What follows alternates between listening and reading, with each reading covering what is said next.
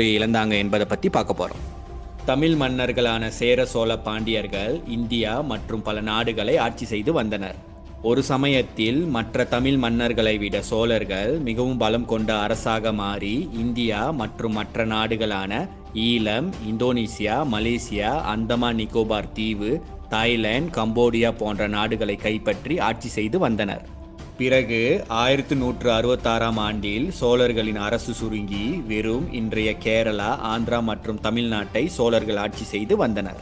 அந்த நேரத்தில் பாண்டிய நாட்டில் அரச பதவிக்காக உள்நாட்டு சண்டை நடந்தது. இந்த பாண்டிய நாட்டின் உள்நாட்டு சண்டையால் தமிழகத்தின் வரலாறே மாறியது என கூறலாம். பாண்டிய நாட்டின் அரசுக்காக உள்நாட்டு சண்டையில் சோழர்களும் சிங்களவர்களும் சேர்ந்து கொண்டனர். நாம் அறிந்தது போல பாண்டிய மன்னர்களுக்கும் சோழ மன்னர்களுக்கும் நல்ல உறவுகள் இல்லாமல் சண்டைகள் நடந்த வண்ணமே இருந்தன. இதற்கு காரணம் முன்பு சோழர்கள்